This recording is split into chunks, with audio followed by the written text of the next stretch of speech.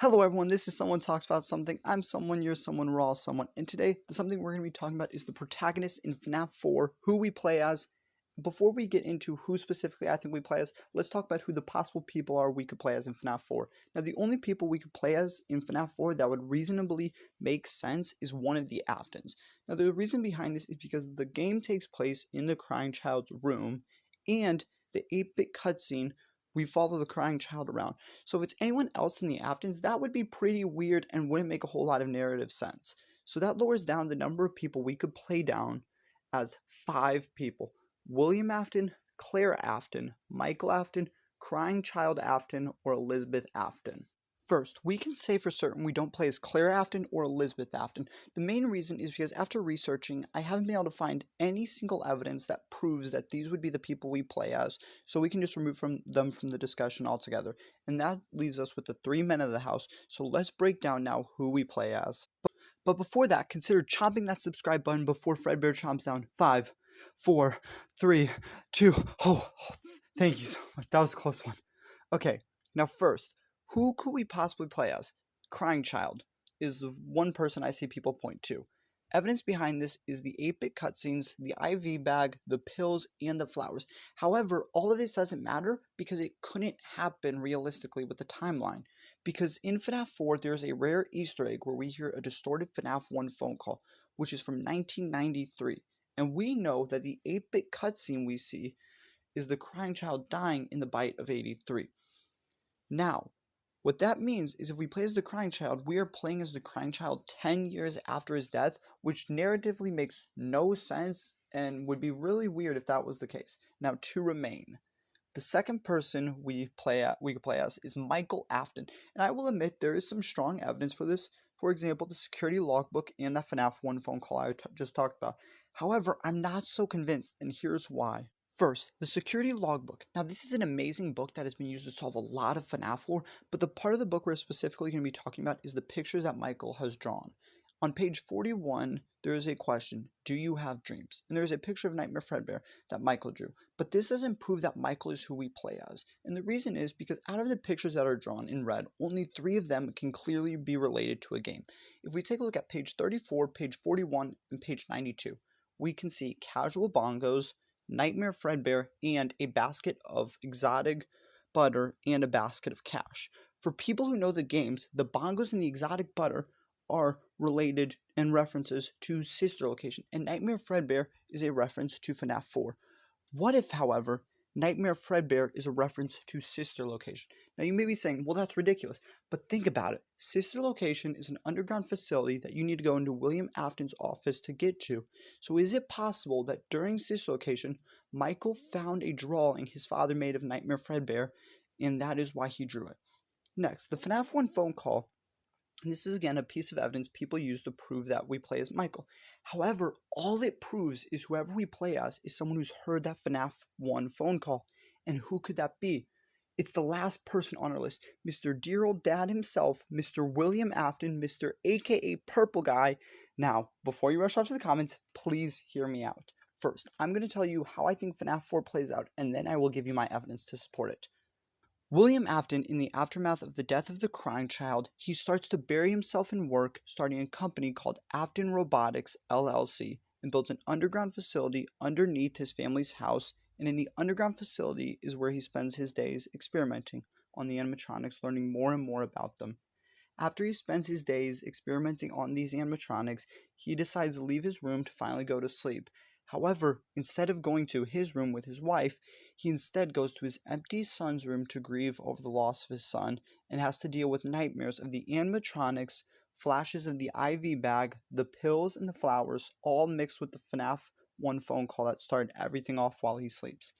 6 a.m. finally hits, he wakes up and goes back down to his bunker to watch the recording of the worst week of his life, the week his son was taken from him, the week of his son's birthday. The only thing that kept him going was the promise he made to his dying son, "You are broken. I will put you back together." Okay, so now I know I made some leaps there and said some stuff that is not considered canon, but I'm here to prove to you that what I just said is correct. First, proof for why I said that William goes to his son's room and not to his bedroom is because of Belora's lines in Ultimate Custom Night and Sister Location. All I do is dance.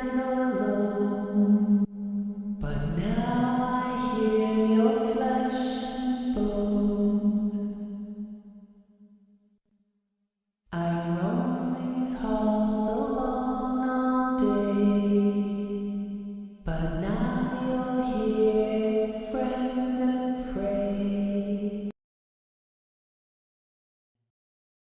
Why do you hide inside these walls? Admit it, you wanted to let me in. To me, these lines show that William is distant from his wife and not being with her.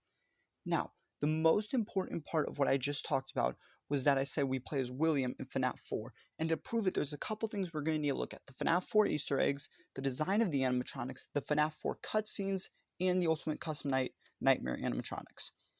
First, the FNAF 4 Easter eggs. The first one we need to talk about is the IV bag, the pills, and the flowers. Why are these important? It's because it's what William remembers from the day his son died. But now you may be asking, why do they change and disappear? It's because it's his nightmares of that horrible experience. So things changing and disappearing randomly will make perfect sense. The second one we need to talk about is the FNAF 1 distorted phone call we can hear on rare occasions. Now, this is the thing that people point to, like I said earlier, that we play as Michael in FNAF 4. However, the reason this doesn't just limit it down to Michael is because in Ultimate Custom Night, we can hear the phone guy talking by upping his difficulty. Now, we know that Ultimate Custom Night is William being tormented by the spirit of Cassidy with all the different things from his past. So because of that, we know that William has heard those phone calls before. Next thing we need to talk about is the design of the FNAF 4 animatronics. One thing that is clear to me is that they look very, very similar to the earliest version of the animatronics. The most notable ones of these are Nightmare Chica, who looks eerily similar to Withered Chica. And yes, I know there are some differences between the two, I will admit that. Like, I know Withered Chica doesn't have any hands, and Nightmare Chica has 5 fingers, when most of the Withered animatronics have 3, so we could assume Withered Chica has 3. However, besides that, they look very, very similar. And Nightmare Fredbear looks just like Fredbear.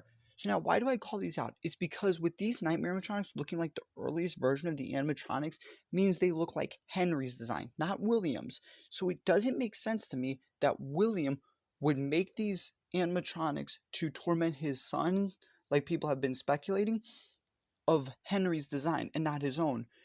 However, if it's his nightmare of it, it would make perfect sense that they look like Henry's because Afton hates Henry. And I mean hates Henry with a full-on passion. So it makes sense that the designs would be of Henry's and not his own. Next, we need to talk about the end of the night cutscenes, and more specifically why I said they are recordings he took of his son. Well, there's 2 main reasons for this. First, in all of the cutscenes, we see Psychic Friend Fredbear, which we know is a camera device that William uses to watch his son. In the cutscenes where Psychic Friend Fredbear is not there, however, it takes place in Fredbear's family diner, which we can reasonably assume, with William being one of the co-founders, has cameras already in there. Now, the second reason is because look at the cutscenes. They're 8-bit, which is very, very reminiscent of how TVs and cameras made stuff look from that time that recordings would be. No joke, growing up, I had this super old TV in my house, and looking at it, it looked just like how these 8-bit minigames look. They look very similar. So that's why they're 8-bit, because they look like the TVs and cameras from that time.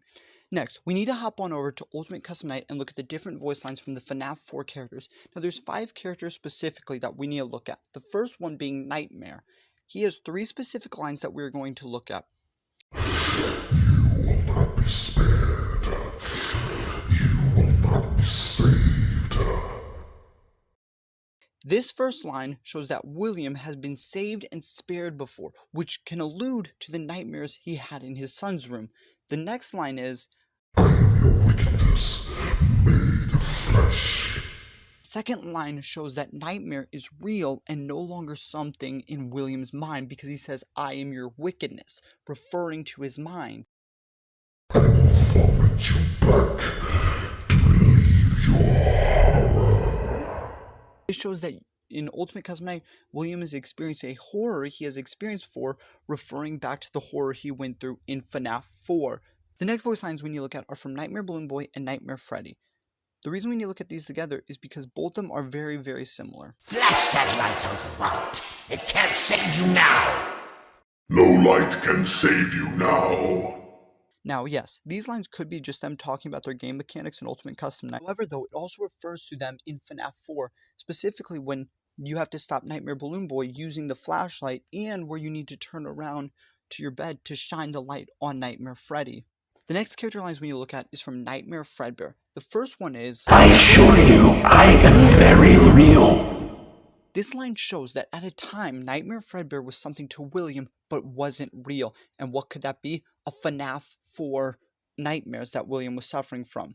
Now, the other line we need to look at is, This time, there is more than an illusion to fear. now, you may be thinking, this line is talking about the FNAF 4 animatronics being illusions, but there's a couple reasons I think that's not the case. First, how come only Nightmare Fredbear talks about illusions if they're all illusions? It wouldn't make sense. They would all reference being illusions. And second, this line to me is Nightmare Fredbear referring to how he is real and not just a nightmare like before.